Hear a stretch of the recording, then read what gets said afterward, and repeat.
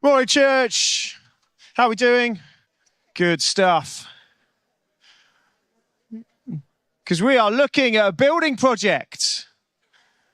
We're looking at a building project. It's tying in with a building project downstairs. We're all very excited about this. And we're going to talk a little bit and continue our series on Nehemiah. But first, I want to share with you something I learned a few months ago because I was in a fascinating lecture. A few months ago, I found myself in a lecture on baseball data analytics. I can see you're so excited.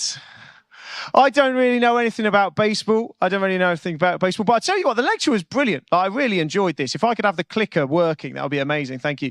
So I really enjoyed this. I've got to turn it on. That would help. So I was in this lecture on data analytics, and I was really having a good time, despite the fact I know nothing about baseball. I love a regression curve. Who doesn't? Look at that. Look at the graphs. You're all excited. It's brilliant, isn't it? Beautiful, beautiful regression curves there. 3 of you enjoying it. Anyway, the reason I like this lecture on baseball data analytics is because I learned something from the bloke giving it. He said, the thing is, in sport, and I'm going to demonstrate in life, but in sport, often people measure stuff that they think is really important, but it's actually not that important. And this guy had made a career out of measuring the things no one else was measuring, which told a much better story. Okay, I'm going to give you an example of this. You do not need to know a lot about American football or rugby to understand what I'm about to say. But in the past, they used to measure in rugby and American football the yards people would carry the ball towards the opposition. Are you with me so far? I haven't lost anyone. Okay, for the young people, a yard is about a meter. So they would measure how far would this person carry the ball in the correct direction. You're with me? That's all they used to measure. Someone came along and said, we shouldn't be measuring this because that's not a good measure of talent. It's not a good measure of talent. It's much better, my friend. You don't measure how far people can carry it because that's easy. Instead, they introduced this measure, which was a much better measure of talent. It was YAC. They would measure yards after contact.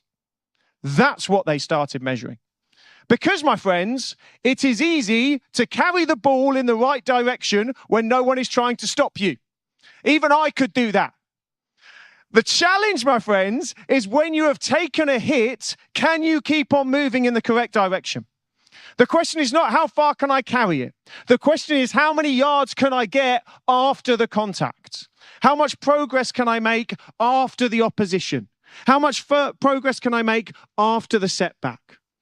And I think maybe for many of us this morning, we need to hear this encouragement that we can get some yards after contact. We can make some progress after the setback. We can keep on going after we have experienced some opposition. Nehemiah, this book that we're looking at, I think is such a brilliant way of looking at how we can make yards after contact in our lives, how we can keep on making progress, how we can accept the setbacks in our life and keep on moving forward. But before we do that, I need to put things into context. So I'm going to zoom out a bit. And in just a few minutes, I want to give you a very brief overview of where we are in the big story. So, Abraham is a Bronze Age shepherd. He meets God. God promises Abraham. God says, I am going to make you the father of many nations, which is exciting, but also a bit unlikely because Abraham and his wife are extremely old. They haven't got any kids and none are on the horizon. But lo and behold, Abraham becomes the father of many nations. He's got a huge number of offspring. These offspring divide themselves into 12 tribes. And after a bit of meandering, they wind up in Egypt. Now, at the end of 2025, which feels a long time ago, we looked at the story of these people in Egypt. The 12 tribes of Egypt have wound up there and they end up enslaved. And then Moses is raised up and he leads these 12 tribes out of slavery in Egypt. You're all with me so far? Out of slavery in Egypt, across the Red Sea, into the Promised Land. And there they set up a new nation and everything goes really well for the first bit. Have you had a season in your life where everything's just going really well? Like everything's just great. Everything you do, work's going really well. You just got a promotion. Things are going well at home. Your mates are all having a good time. Right, so this is the situation here. You're with me? Okay. So they've come out of Egypt, crossed the Red Sea, into the Promised Land, new nation, and they have a series of kings. Some of these kings are excellent, really helpful. Unfortunately, some of these kings make some very poor decisions, and as a result, there's a civil war. And 10 of the tribes form a new country in the north called the nation of Israel. And 2 of the tribes remain in the south. If you can't read this at the back, this is the bit here. Okay, so 10 of the tribes have gone to the north, 2 of the tribes have gone to the south after the civil war. The nation in the north, called the nation of Israel, does not last very long. In about 700 BC, it is taken over by the Assyrians. The Assyrians sweep in, invade the land, and essentially the tribes are lost to history, though some of them reappear as Samaritans later on in some of Jesus' story. So that's what happens to the 10 tribes. The southern tribes, the 2 tribes in the south, called the nation of Judah, they last a little bit better, a couple more hundred years. By 500 and about 80 BC, those people are invaded by the Babylonians. The Babylonians come in, they ransack the city, they smash Jerusalem, and they lead the people back into exile. Do we remember the song? I won't sing it, you'll be blessed to hear, but that one, By the Rivers of Babylon. Where we, and there, when we were, brilliant. And that was the moment in history that Boney M wrote that song just here. While the people are in exile in Babylon. You're with me so far. So these people, their homes have been ransacked and destroyed. Jerusalem lies in ruins. They've been taken in exile off to Babylon. Now the Persians invade Babylon and they take over from the Babylonians, but these people are still in exile. They're just now in exile under the Persians instead of the Babylonians. But the Persians treated them a little bit differently. There are a few Persian kings who took pity on the diaspora, on these exiled Jews who were living far from their homeland, and they start sending some of them back to Jerusalem. So we've got this picture, my friends, with these people who have got all of this history and all of this story and all of this promise, and it's all gone a bit wrong, but a few of them are heading back home. And last week, Ian introduced us to the character Nehemiah. Now, Nehemiah is a fascinating guy. We meet him in the book of Nehemiah, and he is cupbearer to the king of Persia. Cupbearer to the king of Persia. So you're with me where we are in the big story now. We meet Nehemiah. He is cupbearer to the king of Persia. In other words, he's got a pretty good job. He's like a civil servant. He's probably got a good pension. He's carved himself out a little niche in Persia. He's doing quite well. He's risen up the ranks. But Nehemiah, he starts hearing these stories of Jerusalem. And his brothers and sisters and words getting back to him from his kin, and they're saying, Nehemiah, the city's in ruins. Your homeland's a mess. And this opening passage, I think, is so powerful for us because sometimes it feels the logical and obvious thing to do is just to drown it out and just keep your head. I don't want to hear about it. Do you know what I mean? You're like, my life's okay. The obvious thing is just to keep my head down and focus on myself. I've got my own career going on here. I don't need to hear about this, but there is a burden that is put on Nehemiah. There is a call that Nehemiah feels. It's the story we've just very quickly sketched out that echoes in his bones, and he hears from his king, Jerusalem is in ruins, and Nehemiah says, I've got to go home. It's not logical. I should stay here and just wait for my pension. But no, there's something that's put on Nehemiah's heart. He says, I've got to go home. And in an act of bravery, as we heard last week from Ian, Nehemiah goes to the king. He says, I'm sorry, I've got to go back and I've got to start rebuilding the walls. And in this amazing moment, the king says, yes, I'm going to let you go. And so Nehemiah starts the project. Every project I've ever done follows the same 4 things. Every new group I've ever formed, same 4 things. Every time I've stepped out to do anything different, it's the same 4 things. And I'm not alone, because apparently it's so common, people put it into group dynamics and talk about it and make slides like this. There is the forming stage. That's the beginning. Everyone's excited. New project. But after the forming stage, what always comes? The storming stage. After the forming stage, there's going to be the storming stage. And I say that, my friends, because you might just need to hear that this morning, that it's not a surprise. It always happens. New project, stepping out, new idea, new group, new business, new relationship. It's going to happen. There's the norming stage, and then there'll be the storming stage. After the storming stage, if you can navigate that well, then there's the norming phase. That's where everything normalizes. And finally, the performing phase. And we pick up the story in chapter 4, where Nehemiah hits the storm. When Sanballat heard that we were rebuilding the wall. So if you want to follow with me, I'm in chapter 4 of Nehemiah. By the way, I'd really encourage you to read this book over the next few weeks as we speak through it as a church. That would be wonderful. But we're in chapter 4 of Nehemiah. When Sanballat heard that we were rebuilding the wall, he became angry and greatly incensed. He ridiculed the Jews, and in the presence of his associates and his army of Samaria, said, "What are these feeble Jews doing? Will they restore their wall? Will they offer sacrifices? Will they finish in a day? Can they bring the stones back to life from those heap of rubble, burned as they are?" Tobiah, the Ammonite, who was at his side, said, "What are they building? Even a fox climbing on it would break down their wall of stones. Hear us, our God, for we are despised. Turn their insults back on their own heads. Give them over as plunder in a land of captivity. Do not cover up their guilt or blot out their sins from your sight, for they have thrown insults in the face of the builders."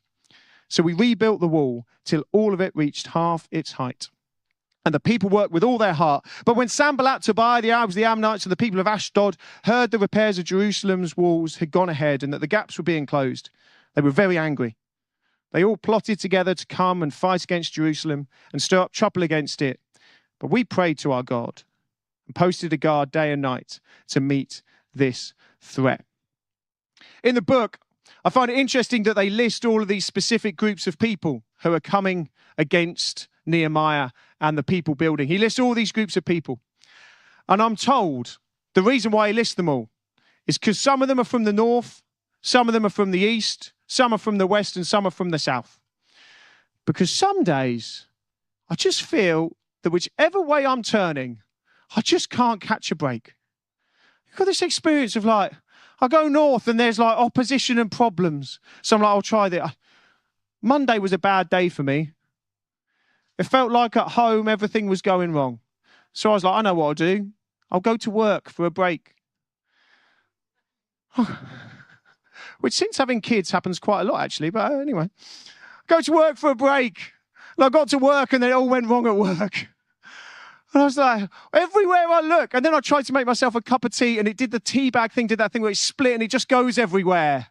And it wasn't the worst bit of the day, but it just indicated, you know my point? It was one of those days where just like, whichever way I'm looking, I'm getting opposition, I'm getting setbacks, I'm getting fighting north, south, east and west, everywhere Nehemiah looks, I just can't catch a break.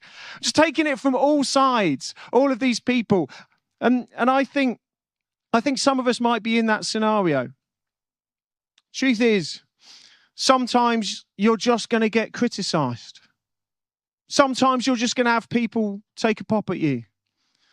Sometimes you're going to have setbacks. There are going to be people who just don't really like you or what you're doing or your project or your business or what you're trying to build. Like, it's going to happen. I don't have many enemies. I've got one rival dad. He doesn't know I call him rival dad, to be fair. He's also not really an enemy. The only reason he's a rival dad is because, you know, you get those people in your life who are just annoyingly better at you at everything. Like, this guy's better at me at crabbing. How can you be better at crabbing? You put the bacon in, you pull the crabs out, and he always catches more crab. And it frustrates me deeply. Anyway, he's just so nice as well. That's the thing that annoys me about rival dad. But anyway, my friends, I don't have many enemies. Some of you will experience opposition and criticism from others, and we're going to look at how Nehemiah does it. But I think actually the next little passage is probably more applicable to all of us. It's certainly more applicable to me. Verse 10, then Judah said, the strength of the laborers is failing. There's so much rubbish we're not able to build the wall. Our adversary said they will neither know nor see anything till we come in their midst and kill them and cause the work to cease. So it was when the Jews who dwelt near them came, they told us 10 times, from whatever place you turn, they will be upon us. My friends, I want you to see the difference between verse 9 and verse 10. In verse 9, and this is going to happen in our lives, other people are going to come. They're going to criticize. There's going to be setbacks. There's going to be problems. There's going to be issues that come from other people. But be warned. By verse 10, it is the builders. It is the builders who are criticizing. Judah said, the strength of the laborers is failing. There is so much rubbish. We will not be able to build the wall. What is starting to happen is that people are believing the threats of the enemy over the promises of God. People are starting to take the external voice and allowing it to fester in their inner voice. People are taking the criticism from outside and allowing that to undermine what God has called them to do. My friends, there is always going to be opposition, but do not let the voice of Sanballat become an inner voice that tells you, actually, the wall's not very good. Do not let that external voice that tells you you're not going to finish in a day. Don't let that become your inner voice. Don't let that criticism and that negativity fester inside your mind. Do not let... Someone put it this way. They said, stop listening to yourself, start talking to yourself. Stop listening to yourself and start talking to yourself. 10 times the Jews came to Nehemiah. From whichever place you turn, they will be upon us. Do not give the criticism more weight than God's word. Do not give the negativity more weight than God's promises. Now, I love Nehemiah because Nehemiah has got 2 powerful ways of responding to this negativity and opposition and criticism, which, let's be honest, we are all going to experience in our lives. We're always going to go through a storm, and Nehemiah has got 2 ways that he responds to this, which I think are so useful to us and are going to help us this week get some more yards after contact. And the first thing Nehemiah does is he prays. That's the first thing he does. He prays. You see it in verse 4. Then we see later in chapter 6, verse 9, he prays again. Verse 4, Nehemiah says this, "Hear, O our God, for we are despised. Turn their reproach on their own heads and give them as plunder to a heart of captivity." I mean, it's not a very nice prayer. When I say, my friends, you've got to pray, I don't mean you have to give the unfiltered, the filtered version to God, the polite version of God. Like, he knows how you're feeling already. What Nehemiah gives us is a model that we're allowed to go to God and we're allowed to get angry. You read it in that passage. Nehemiah, and I'm with him, I'm like, God, this was your idea in the first place. You called me to do this. I had a nice little job going in Persia, and you've laid this burden on me, and now I find myself here, and now all of it's going wrong. God, this is your problem. You see Nehemiah getting angry. Angry's like, God, I want you to do to Sanballat what he wants to do to us. He gets angry at the people who are criticizing him. He is authentic. He is honest. And my friends, you are allowed to do that. If you're feeling like this morning, can I encourage you, just find a time, plan it this week. Go to a beach where the waves are loud and just shout at them for a bit. You need to shout at God, like go to a wood. Don't do it just like so the neighbors can hear, because I think maybe... Like, we've got to get good relationships with our neighbors, don't we? Like I know sometimes at 2 a.m. you want to shout at God, but like if you live in a detached house in the woods, you can do that, my friends. But like otherwise, you need to book your time in. You know, have good relationships with your neighbors. What I'm saying is, you're allowed to get angry. You're allowed to be honest. I like that he doesn't slag Sanballat off to all of his mates as well. By the way, this is a little aside. People are criticizing you, giving you a tough time. You take it to God, all right? You go get angry at God. Don't you start gossiping about Sanballat behind his back. Oh, I love this about Nehemiah. Nehemiah, like, God, this is your problem. You brought me here. You deal with Sanballat. And then he walks away. Hand it over to God. They're coming after you. You're allowed to get angry, but hand it over to God. A preacher pointed out that in Gethsemane, Jesus enters Gethsemane just before he's arrested and dies. Jesus enters Gethsemane in absolute mess. And he leaves with so much peace and poise. What changed? He prayed. He prayed with authenticity. He prayed with honesty. The disciples entered Gethsemane with so much peace, they fell asleep. But they left an absolute mess. Why? Prayerlessness. There's nothing authentic. My friends, Nehemiah gives us a model. We are allowed to pray. We should pray. We go to God and we say, God, if you've called me to do this, you need to make this your problem. And he prays. There's part 2 to this. There's another bit to Nehemiah which I absolutely love, and we cannot miss this. We cannot miss this. Nehemiah prays, and then Nehemiah gets a plan. St. Ignatius apparently said, pray as though it all depends on God, and then act like it all depends on you. Pray as though it all depends on God, and then act like it all depends on you. I love that about Nehemiah. So he goes to God, he gets angry, he throws himself on the mercy of God. He reaches the end of himself. He says, God, I can't deal with this anymore. There's nothing more I can give. I mean, we all reach those points, don't we? If it's a DIY project, it takes me 6 minutes to realize I cannot cope with this anymore, and we should probably get someone else in to do this. If it's a business you run, maybe it's 6 months. If it's a relationship, maybe it's a bit longer. You reach the end of yourself, and we come, we pray towards God. And we pray and I throw ourselves on the arms and the infinite mercy and the unending grace and the unending love of a God who stretches out his arms and is so high above us. And we do that, but then so often we are the ones who have to go and put the strategy in place. The book of Nehemiah is amazing and it's unique. There are no miracles. I mean, there are miracles, but you see what I mean? There are no miracles. God doesn't smite Sanballat, even though Nehemiah really wants him to. My friends, God probably isn't going to smite your enemies. He's probably not going to get rid of that family member, that co-worker, that person who's in your ear. I'm afraid, my friends, that's probably not going to happen. You're allowed to pray it will happen, but it's probably not going to happen. There's a strategy you've got to put in place.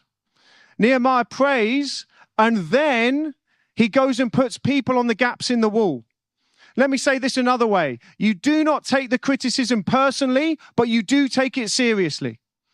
So you do not take the criticism personally. Woe is me. No. But you take it seriously. Nehemiah prays, he goes to God, and then he looks at the wall and he's like, actually, I'm not going to take it personally, but they have a point that this wall's not looking very good here. So I've got a strategy. I'm going to get some ideas. I'm going to put some people on the wall.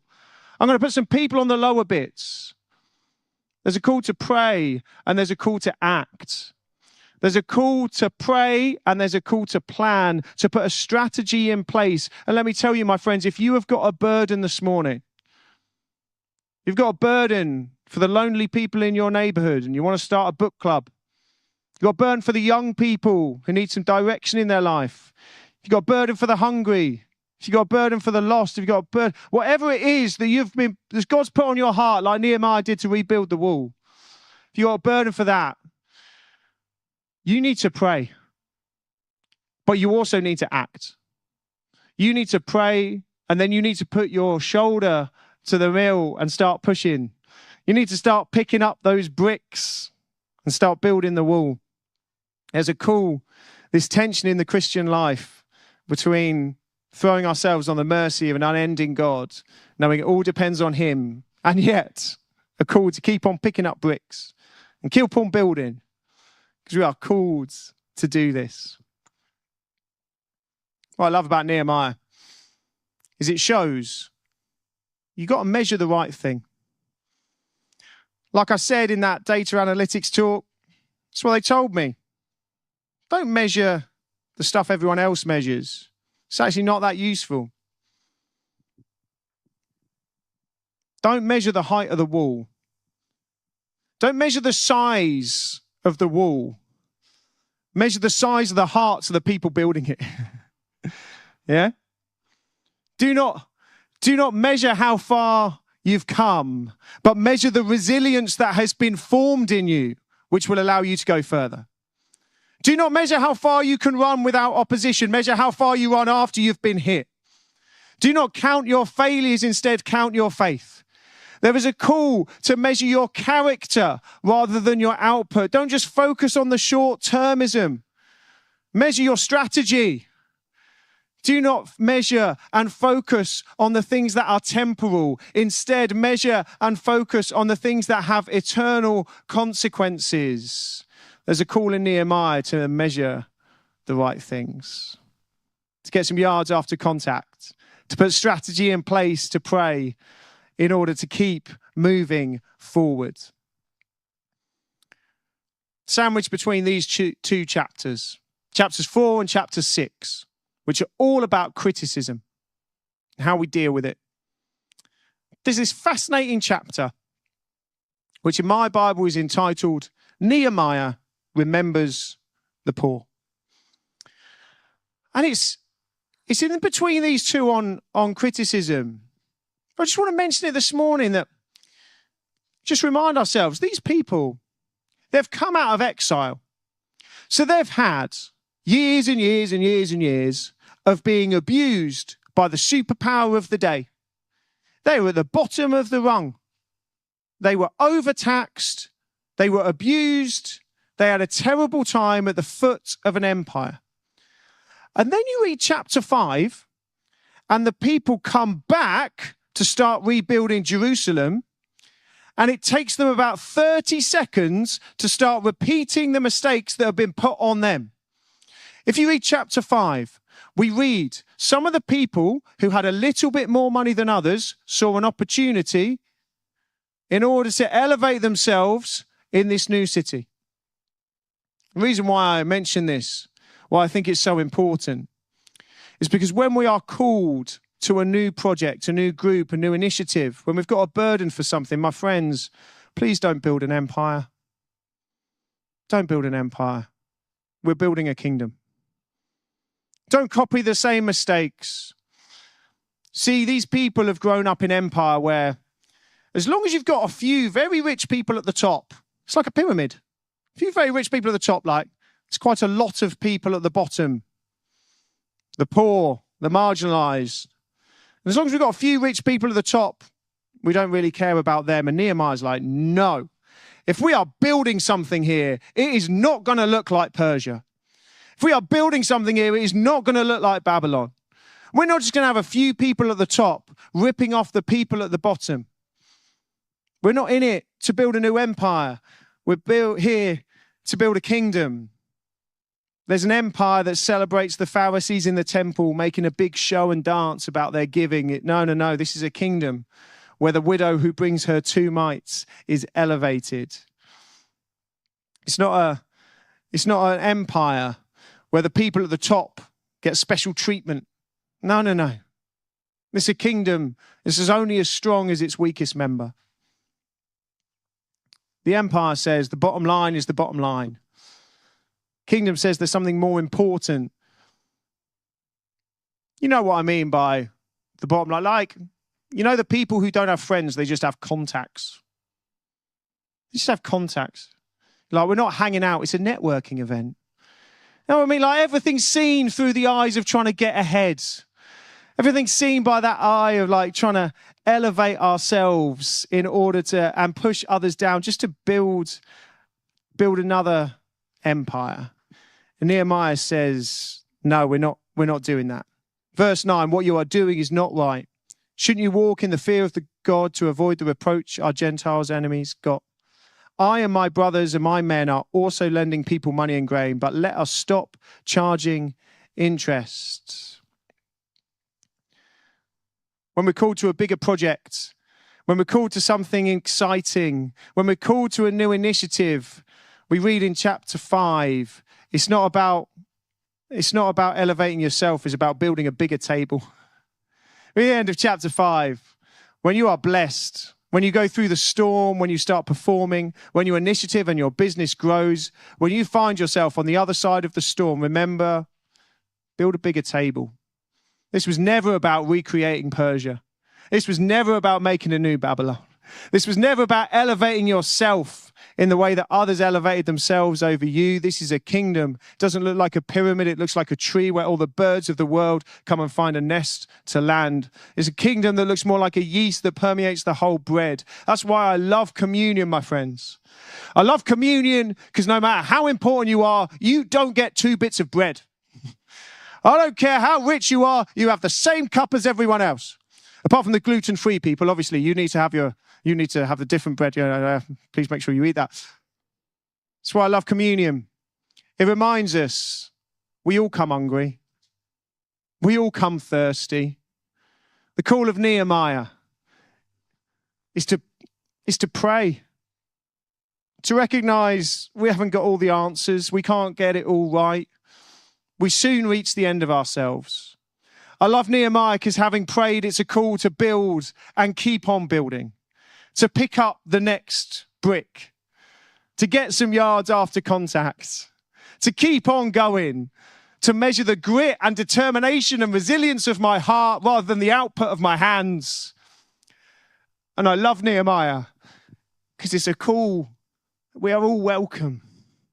That this is a kingdom for everybody.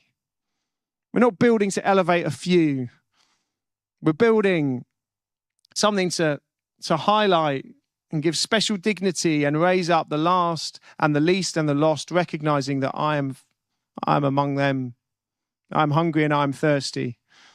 I throw myself on the grace of a merciful God. Let's pray as the band come up.